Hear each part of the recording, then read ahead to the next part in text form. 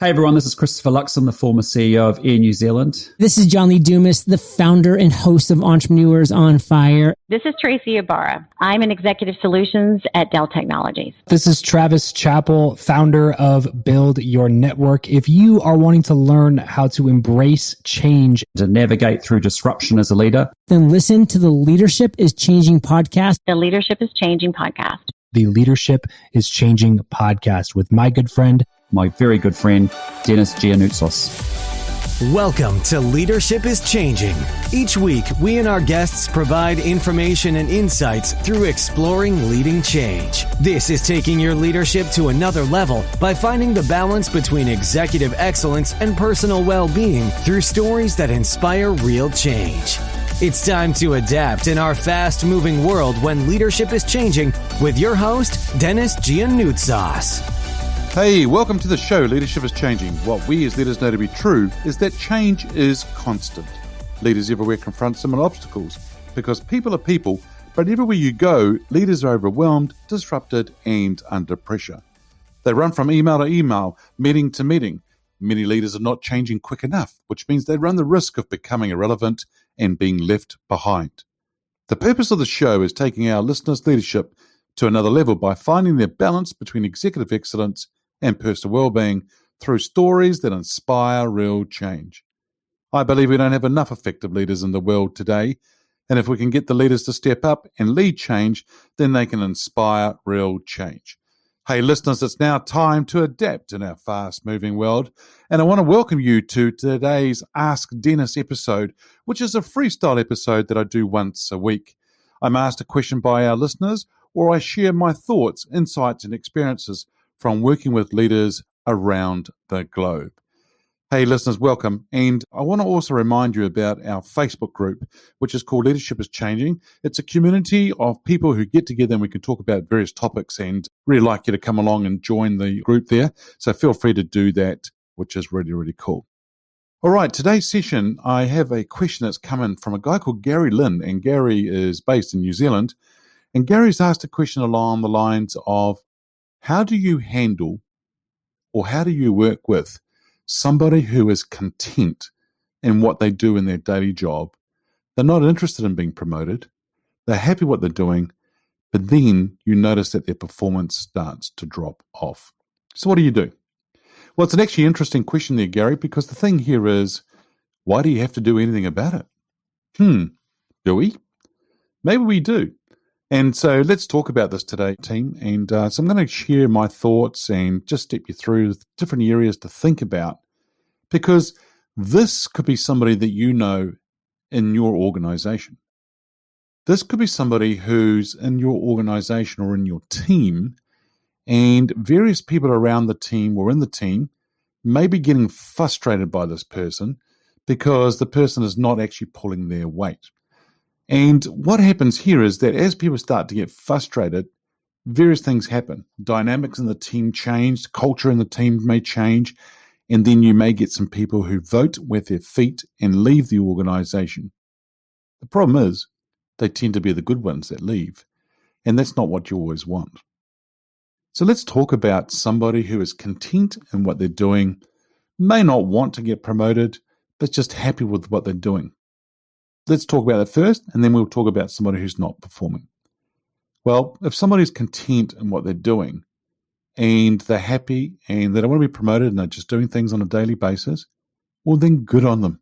You know what? You and I need those kind of people in our team, because if they're in there day in and day out doing what they do and doing it really well, then that's fantastic, because that's what you want.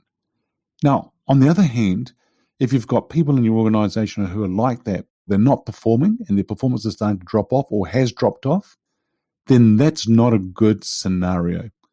And there could be all sorts of things going on for that person.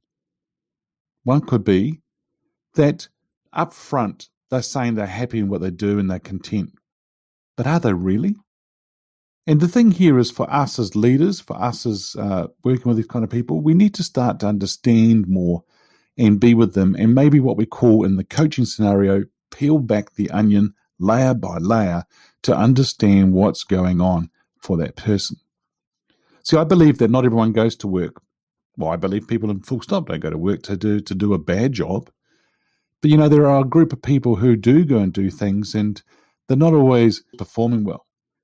They could be happy and content. They may not be satisfied, but they may be happy and content with what they're doing. See, I think what we do is when we hire people into the organization, we want to hire motivated people. And it's our job then to go and inspire them to be the best that they can be. You don't want to go and hire people and then try and motivate them. They should already come motivated. That's what you're looking for. And so sometimes what I find is that people are not performing well, even though they say they're happy and content. Now, the thing here as team is this. What's actually going on for that person? What's going on for them personally? Because what you find a lot of times is you start to peel back the layers. There's all sorts of reasons why they are happy and content, but also why they are not performing in their roles. And so what I find is that if I sit down and start to talk with them and start talking about things and what's going on for them, it's amazing what can come up.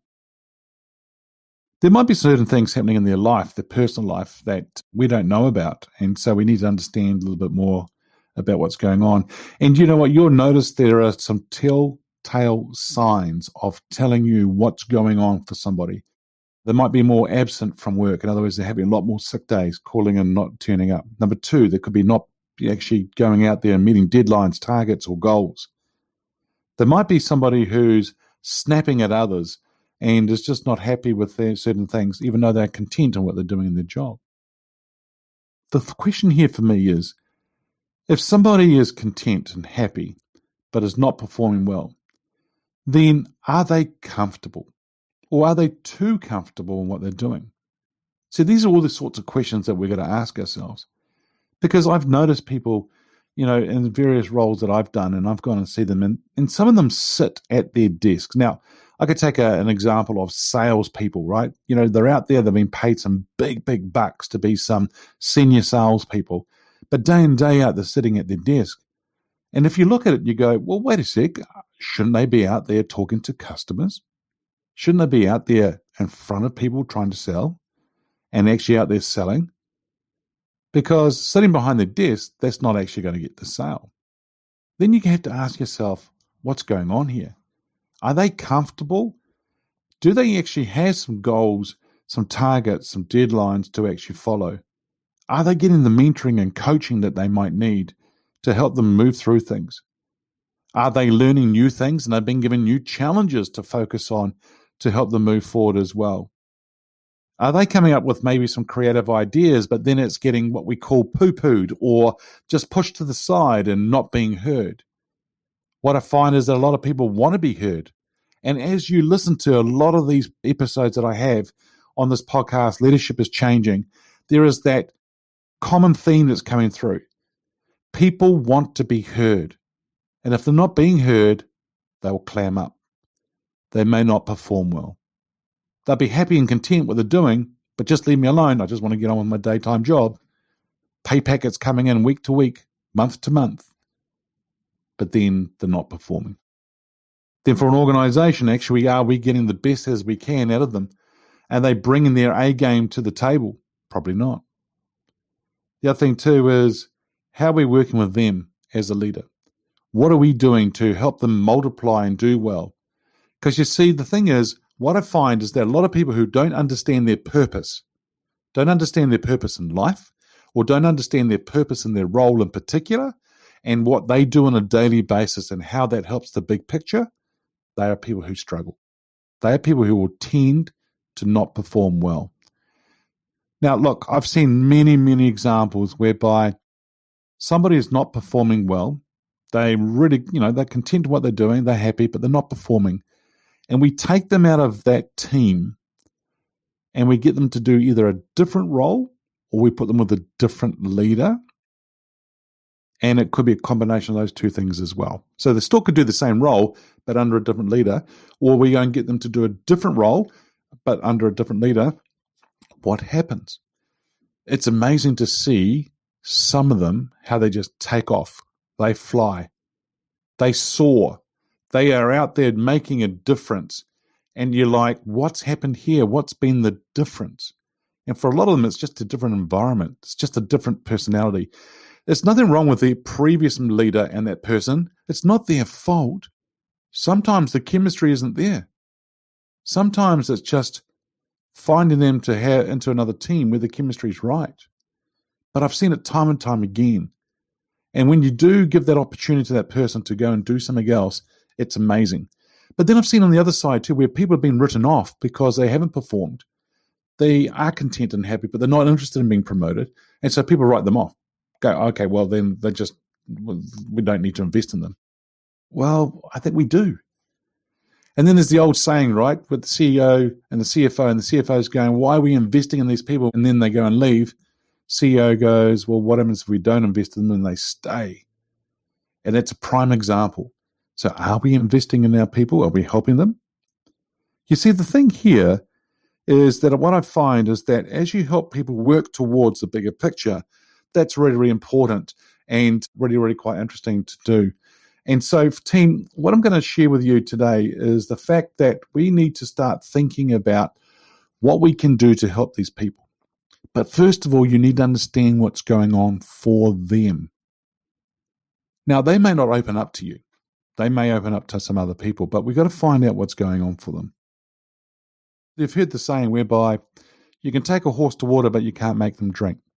Well, the way I coach people and lead people is I can make them damn thirsty. Now, we can't make people do things, but you know what? We've got to get them and inspire them. We've got to get them to get up there and do what they want to do and do it well. So what I find sometimes is that we don't even celebrate in success and milestones. So sometimes we're pushing them, we get them to do a whole lot of stuff and meet the deadlines and so forth, but we don't take time out to take stock or to reflect or to even celebrate the success or the milestones. And if you can celebrate the success and milestones, people are going to feel like they're part of the journey. They feel worthy. They feel like they're going to do really well, even though we are paying them on a weekly or monthly basis. That's not always the whole picture, right? So we need to celebrate success and milestones to help them feel like they're adding value. Because if they do that, then that's when they continue to perform well. And then we can help them move forward. So the thing here is this. I'm going to really encourage us. If you're in a situation whereby, like Gary's asked, right? If we've got people who are content and happy but are not performing well, then we need to address that. We need to go and face that head on. Now, the thing here is that a lot of these discussions are quite interesting because you see a lot of people who are not performing, who can say they are content and happy, maybe they're not. But they are avoiding the discussion. They are avoiding saying that they're not. Because you can tell because they're not performing. They may want to go off and do something else, but they're not going to say. And so they're avoiding that kind of discussion. So what I'm going to encourage you to do is go and have that discussion. Even for you as a leader, it's going to be difficult to have that discussion. But you know what? That's why you've been paid as a leader. That's what we do as leaders. That's our obligation, is to have those difficult conversations and help people through it. So if you can do that, that's really good. We've got to find out what the root cause is. We're going to make sure that we are being objective and when we're having those discussions with people. But start the conversation. Listen to what's going on. Be present with them. Coach them. Help them through things, and maybe even break the tasks down into small, manageable chunks so they can work through it. Execute on the plan, follow up and monitor the progress, and take action if you need to. But you know what? You need to reward the changes and any milestones, anything else that they're doing, reward them for that. I truly believe that we have to find the right people for the right roles on the bus, as they call it. But if we can find the right people, the right roles who are motivated, and then we can inspire them, then we can go and see where it's going to go. If we can get them out of their cozy roles and in the comfort zone and go and do something else extra, that's great. If I've got somebody who's content and happy and performing, doing really well, and because they're working in the area that's their strength, wow, I'm just going to keep looking after them and making sure that they're doing really well if they're content and happy in that role. Not everyone wants to go for promotions. Not everyone wants to move up in the ladder as well either, right? But, it's actually our role as leaders to actually make sure we help people move through things. Now, the thing here is this. For you as a manager, you may not know what's going on. You may not see those telltale signs. That's okay. What I'm going to recommend is that you start looking for them. Now, I don't mean you go out and start looking for problems. I'm not saying that. What I'm saying is that you're going to have some people, and you'll know, we're not talking about everybody in a team. There'll be one or two people maybe just one every now and then. That could be what the kind of scenario that Gary's been asking about.